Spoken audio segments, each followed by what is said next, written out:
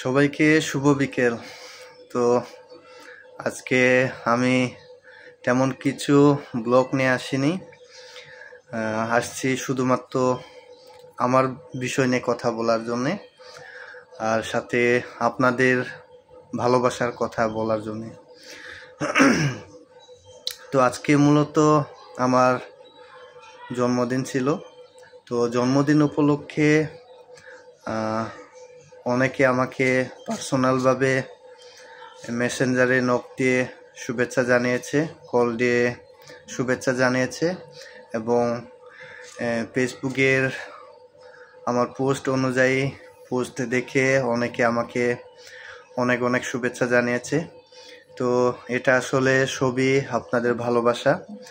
আপনারা ভালোবাসেন বলেই আপনারা এতগুলো আমাকে মেসেজ করে, কল দিয়ে এবং কমেন্টস করে আমাকে আমার জন্মদিনের শুভেচ্ছা জানিয়েছেন। তো আপনাদের এই ভালোবাসার কাছে আমি অনেক অনেক কৃতজ্ঞ, এবং চাইবো আপনারা এইভাবে আমার পাশে থাকবেন এবং আমার জন্য প্রার্থনা দোয়া করবেন, যাতে আপনাদের প্রার্থনায় ভালোবাসায় আমি যাতে ভালো থাকতে পারি, এবং আপনাদের সহযোগিতায় আমি যাতে আমার কাজে এগিয়ে যেতে পারি। তো আমি যতটুকু প্রত্যাশা করেছিলাম সবার কাছ থেকে ভালোবাসা পাবো, যতটুকু না আমি প্রত্যাশা করেছি তার চেয়ে আমি অধিক বেশি ভালোবাসা পেয়েছি। তো আপনাদের সকল শুভাকাঙ্ক্ষীদের জন্য আমার পক্ষ থেকে ভালোবাসা থাকবে, ভালোবাসা রইল। তো আমি আরও কৃতজ্ঞ হয়ে গেছি যে আমি একটা স্ট্যাটাস দিয়েছিলাম, সেই স্ট্যাটাসে দেখেন একটা স্ট্যাটাসে আমি দেখলাম আমার 142টা রিঅ্যাক্ট অলরেডি হয়ে গেছে।